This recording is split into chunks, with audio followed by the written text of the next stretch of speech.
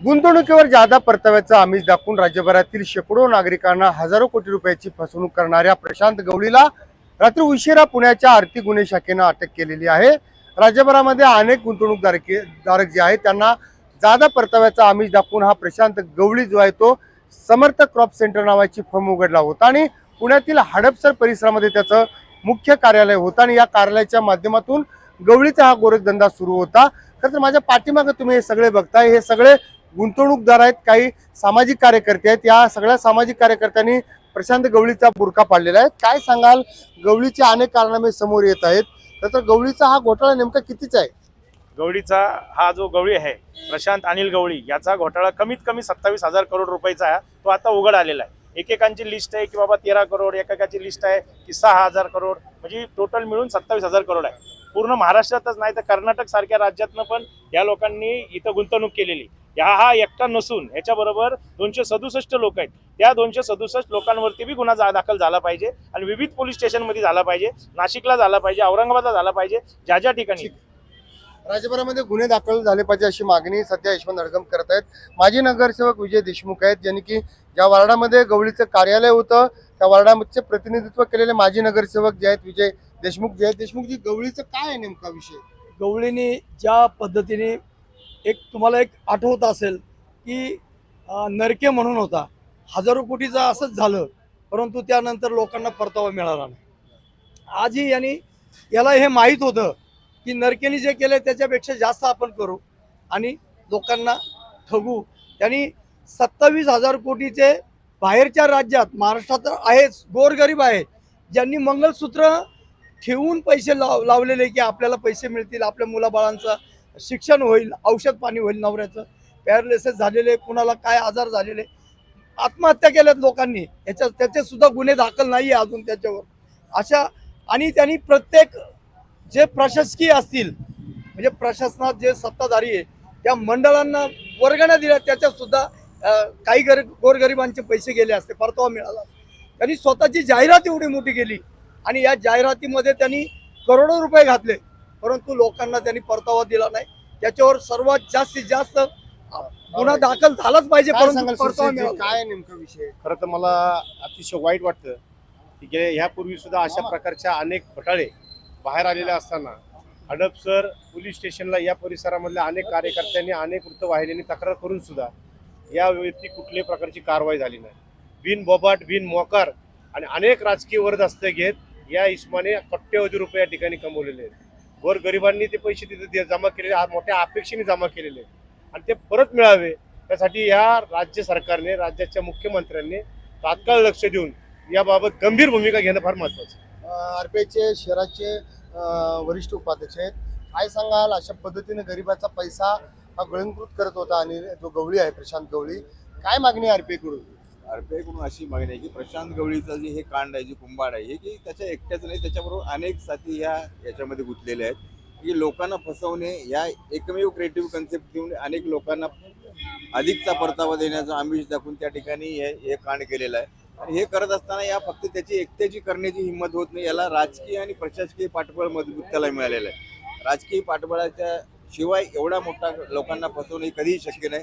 त्यामुळे राजकीय पाठबळ, प्रशासकीय पाठबळ याचा फायदा घेऊन लोकांच्या पैशांवरती डल्ला मारणारा हा जो प्रशांत गवळी, याच्या मुसक्या पोलिसांनी तर आवळलेल्या आहेत, परंतु त्याची सखोल चौकशी योग्य त्या इन्व्हेस्टिगेशन टीम कडून झाली पाहिजे। जे गुंतवणूकदार आहेत आपल्या समोर, तर तुमची किती रुपयाची गुंतवणूक आहे? कशा पद्धतीने तुम्हाला गुंतवणूक करण्यासाठी गवळी भाग पाडत होता? तुम्ही किती रुपये गुंतवणूक केला? गवळी नाही, आम्हाला हे शेतीमालामध्ये पैसे इम्पोर्ट एक्सपोर्ट करून आपल्याला जास्त परतावा मिळेल म्हणून आपण काही शेतीतून उत्पन्न आलेलं असे काही आपण पैसे कॅश स्वरूपात लावले होते, परंतु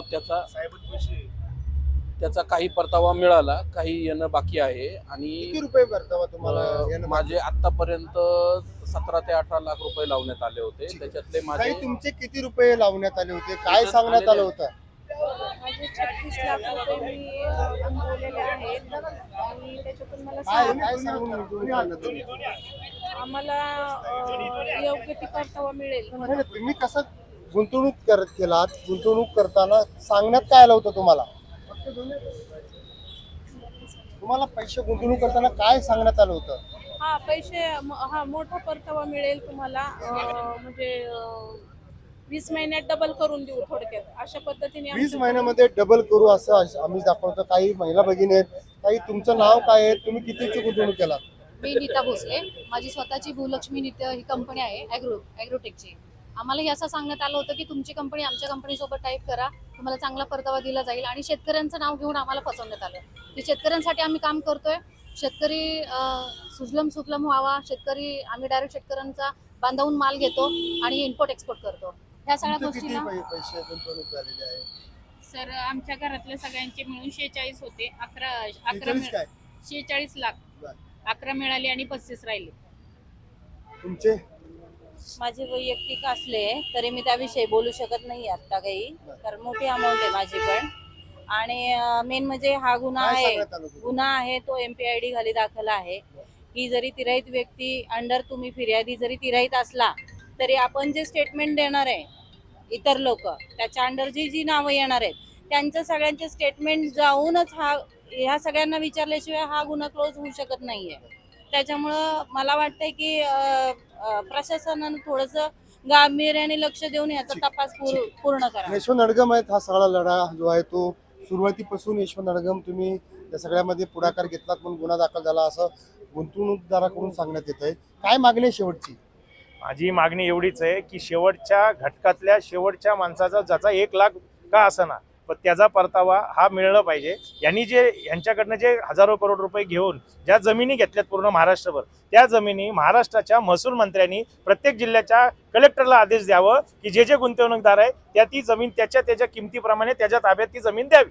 एक दुसरी गोष्ट, ज्या पोलीस स्टेशन म्हणजे ज्या जिल्ह्यामध्ये ज्या पोलीस आयुक्तांच्या अंडरमध्ये या केसेस आहेत तर त्या जिल्ह्यामध्ये तिथल्या स्थानिक लोकांच्या तिथे गुन्हा दाखल करून घेण्यात यावं आणि त्यांचा परतावा मिळवण्यासाठी त्यातल्या पोलीस आयुक्तांनी त्यांना मदत करावी.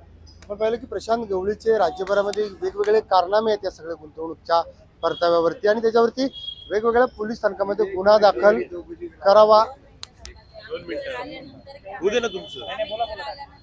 आम्ही दोघं ऍडव्होकेट ज्यांनी गुन्हा दाखल केले, तिघं आम्ही तिघं बाईट जू नंतर. आपण बघतोय की या ठिकाणी वेगवेगळ्या पद्धतीचे गुन्हे राज्यभरामध्ये दाखल करण्यात यावी अशी मागणी जी आहे ती करण्यात येत आहे. लोकसंख्या चंद्रशेखर भांगे, पुणे. लोकशाही मराठी ऐका, पहा, जागरूक रहा.